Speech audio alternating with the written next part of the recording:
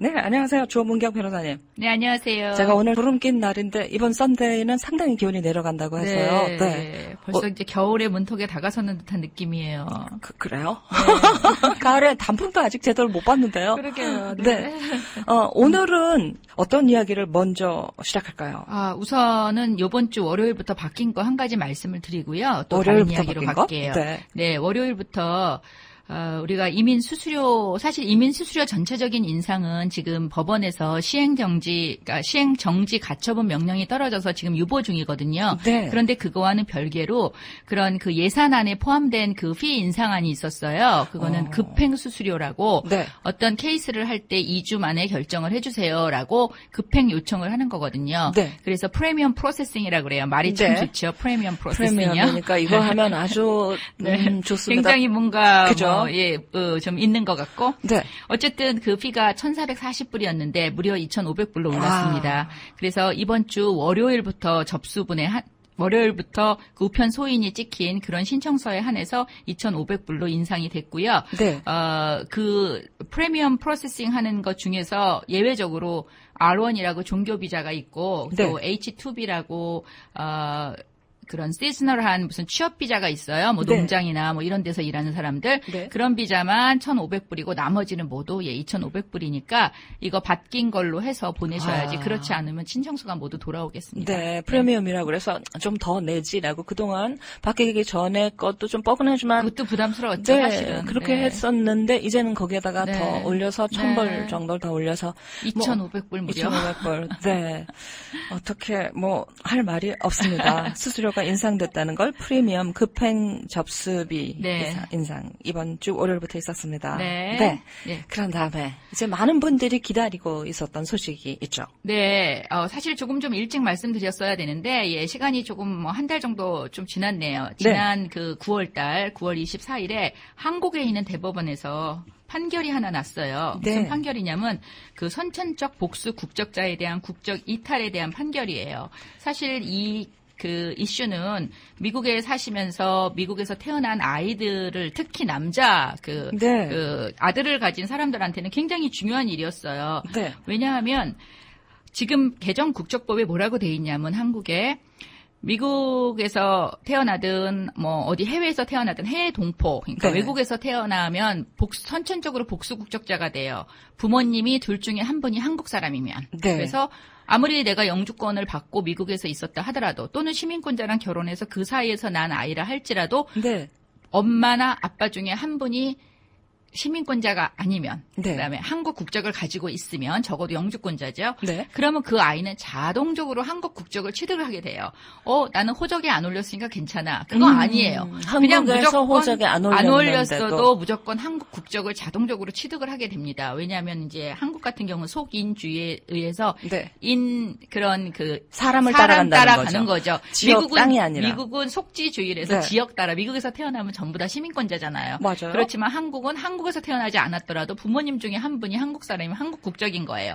자, 그래서 미국에서 태어나면 미국 시민권자도 되고 한국 국적자도 되고 복수 국적을 가지고 있어요. 네. 그럼 이것을 언제 이탈을 하냐면 18세가 되는 해 3월 31일까지 이탈을 하지 않으면 계속 복수 국적이라는 법이에요. 그래서 그것도 좀 몇 세까지도 아니고 18세가 되는 해의 3월 31일이에요. 네. 그래서 우리가 얼마나 깜빡깜빡하는데 그렇죠. 그거 깜빡깜빡하죠. 크게 모르죠. 뭐 벽에다 써놓고 네. 18세가 되는 해 3월 31일 전에 해야 된다 이렇게 써놓지 않는 한은 그렇죠.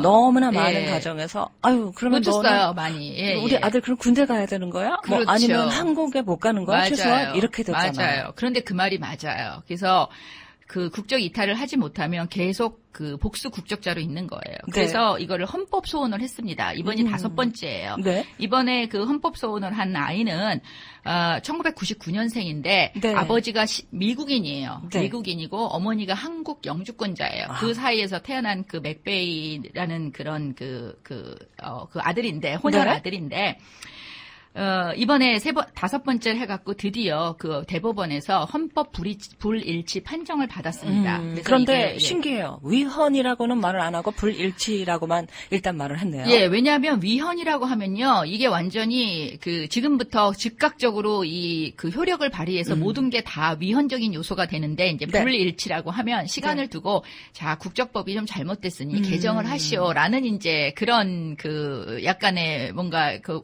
좀 플렉서빌리티라고 할까? 네. 그런 걸 좀 준 거예요. 그래서 지금 그게 헌법 불일치가 되니까 그 관련 법을 개정을 하라라고 이제 명령을 했습니다. 네. 그래서 그 개정을 2022년 9월 30일까지 그렇게 개정을 하라고 하고 법이 개정이 되면 이제 미국에서 이런 것 때문에 고초를 겪고 있는 그 여러 그 집안의 아들들이 네. 예, 괜찮겠죠. 이제 한국을 가서 군대 때문에 한국을 못 가는 문제도 없고 네. 그다음에 또 비자를 받으려고 하면 비자를 안 주는 거예요. 왜냐하면 그러니까 미국에서 한국에 취업이 있다, 아니면 뭐 학교를 간다, 그러면 네. 장기 체류를 해야 되기 때문에 미국인으로서 네. 그러면 비자를 취득을 해야 되잖아요. 그래서 네. 한국인 같은 경우는 한국인의 피를 가지고 있으면 F4라고 재외 동포 비자를 발급을 해줘요. 네. 그러면 그 동포 비자를 발급을 받아서 5년 비자를 발급을 받아서 한국에 있다가 일을 하기도 하고 공부를 하기도 하고 그다음에 또 연장을 할 수도 있고 그런데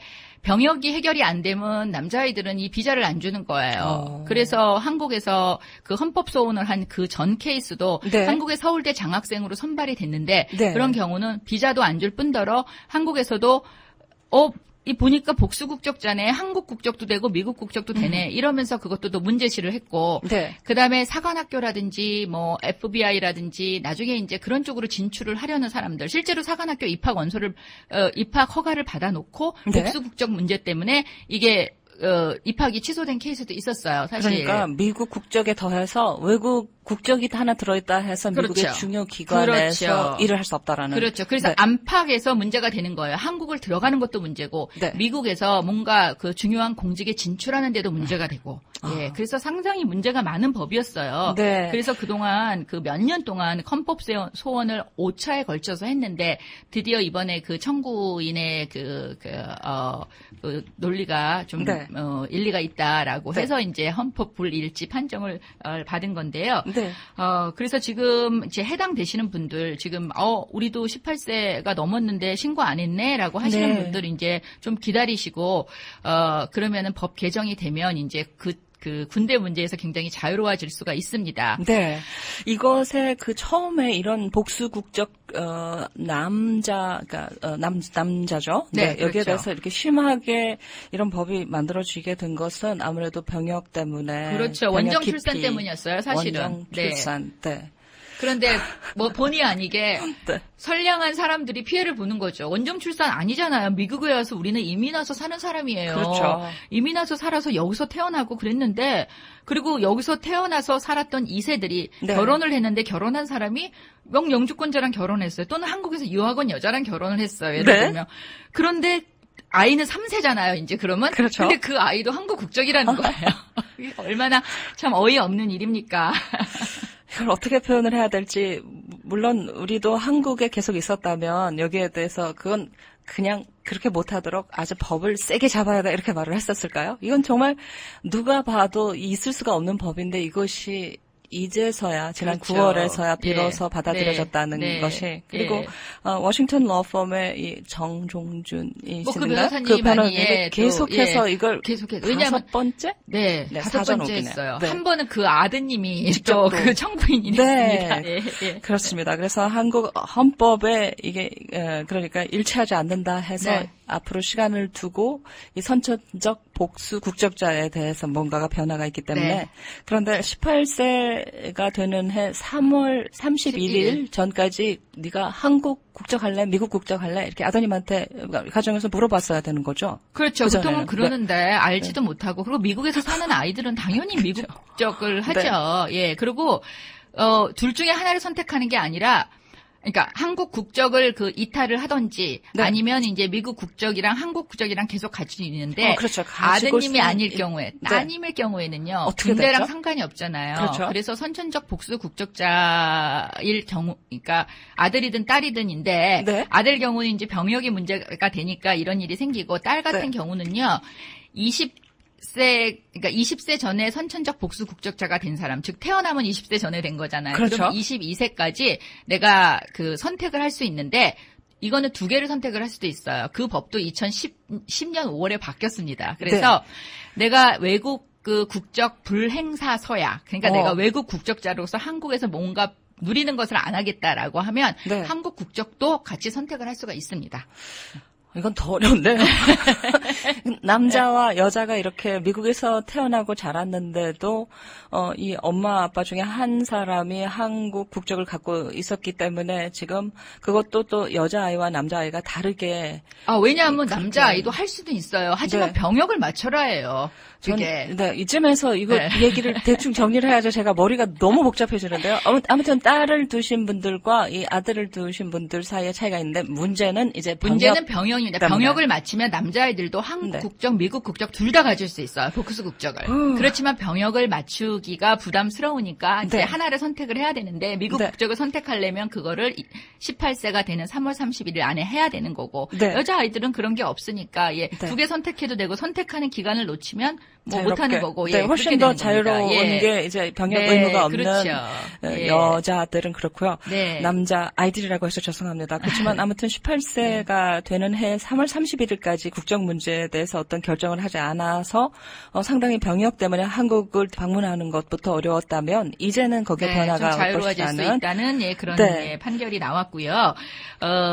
이제 또 많이 의아해 하시는 게, 나는 미국에서 태어나진 않았지만 미국 시민권을 취득한 사람들. 미국 시민권을 취득했는데 그럼 나는 복수 국적인가라고 하는데. 그건 아니죠. 그건 아니에요. 그거는 시민권을 취득하는 순간 한국 국적법에 의해서는 외국 국적을 자발적으로 취득하는 경우에는 자동적으로 한국 국적이 상실됩니다. 그러니까 이건 절대적으로 원정 출산하신 그분들 때문이네요. 왜 오셨어요?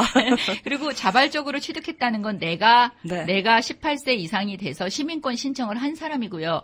우리 부모님 둘 중에 한 분이 내가 어렸을 때 시민권자가 되면 아이는 자동으로 미국 시민권자가 돼요. 그 조항이 있거든요. 18세 전에 엄마나 아빠가 시민권자가 되면 자동으로 이제 시민권이 되는데 그런 경우는 자발적인 시민권 취득이 아니기 때문에 이 경우도 복수 국적이 또 허용이 됩니다. 그래서 상당히 국적법이 어려워요. 한국에. 어렵네요. 그런데 일단은 그 아들이 있는 가정에는 이 지난달에 이 헌법재판소 한국에서 내려진 결정에 병역 때문에 내려졌던 아주 심한 그런 법이 이제 변화가 있다라는 것. 그래서 귀를 계속 기울여 주시고요. 우리 조문경 변호사님. 그런데 이 원정 출산의 케이스는 아니지만 한국의 유명한 스타가 엄청난 지금까지도 한국에 들어갈 수 없게 된 그런 지금 그 가수 유승준 케이스인데 사실 이 유승준 케이스랑 이거랑 이게 맞물려 있습니다. 이게 유승준 씨가 사실 영주권자로 활동을 한국에서 예전에 했어요. 1990년대에 해서 2002년인가에 그 군대 그 영장이 나왔어요. 그래서 공익근무 요원으로 이제 군복무를 하는 거죠. 군복무를 하는 걸로 결정이 됐었는데 나 하겠다라고 해놓고 잠깐 미국을 왔다가 시민권 신청을 해서 시민권자가 된 거예요. 그럼 아까 말씀드린 대로 시민권자가 되면 한국 국적은 자동적으로 상실이 되는 거거든요. 그러면 더 이상 한국 국적자가 아니니까 한국에서 병역 의무를 해라 마라 할 수 있는 그런 권한이 없어지죠.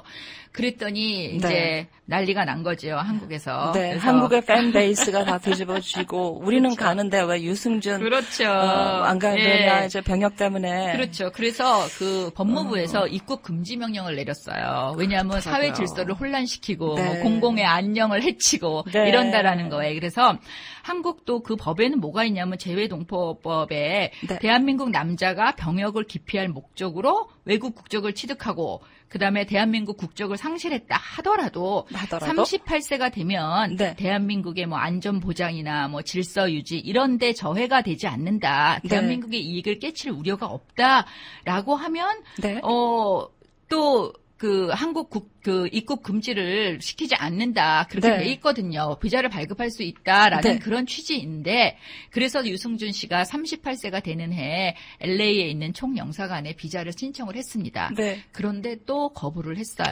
그래서 거부를 해서 이거는 지금 몇 년이 지났습니까? 2002년에서 지금은 이제 18년이 지난 해인데 네. 그래서 대법원까지 갔어요. 이 케이스가. 그래서 그래요? 대법원에서 사실 이겼습니다. 이겨서 네. 그때 비자를 거부한 그 2015년, 그러니까 이승준 씨가 38세가 되는 해, 네. 2015년에 비자를 신청하였을 때 거부한 것은, 그것은 비례 법칙에 의해서도 그렇고, 그거는 맞지가 않는다라고 네. 그런 판결을 해서 유승준 씨가 최근에 다시 비자를, 또 신청을 했습니다. 네. 그럼 또 거절이 된 거예요. 와우. 또 거절이 돼서 지금 또 법적 싸움 중이에요. 네, 그래서 유승준이라는 가수 그리고 배우도 했었다고 네. 너무나 많은 사랑을 받았고 우리가 짐작할 수 있는 것은 또 기획사가 네. 군대 가는 문제에 대해서 네. 이렇게 저렇게 잘못 조언을 했을 수 있고 그리고 팬들이 어떻게 반응을 할지 팬이 아닌 한국의 또 이 병역 문제 아주 민감한 그런 사람들이 어떻게 반응을 했을지 이런 것들이 다 이렇게 혼합이 돼서 그렇죠. 네, 그래서 지금 정말 힘든 삶을 살고 사실 있는 법적인 유승준 문제보다도 씨. 네. 좀 너무 좀 심리적인 문제들, 감정이 감정이 개입된 네. 그런 처벌 자체가 그래서 네. 과도하게 가지 않았나라는 그런 생각은 듭니다. 네. 자고 나면 달라지는 이민법인데 여기는 변함없이 유승준이라는 가수 이 미국 국적을 영주권 신분에서 취득을 함으로써 한국의 병역 의무가 없어지게 된 그 유명한 스타를 놓고 지금 여전히 한국에 들어갈 수 없게 된 이런 상황이 이 모든 것이 병역에 얼마나 집중이 돼 있나 이런 네, 선천적 복수 국적자들에게 그래도 새로운 희망이 생겼다. 이런 이야기를 오늘 들은 걸로 하죠. 네. 조문경 변호사님, 연락드리려면 이민법에 관한 문의 어느 전화번호를 하면 될까요? 네, 저희 사무실 네. 201-585-7409고요. 네. 예, 뉴욕이나 뉴저지나 다 이 번호로 전화하시면 되겠습니다. 네, 201-585-7409. 7409. 아, 그러네요. 참 여러 가지 각도로 이 같은 문제를 바라보는 그 네. 마음이 필요하다는 생각입니다. 오늘 조문경 변호사님 감사합니다. 네, 안녕히 계세요. 안녕히 계세요.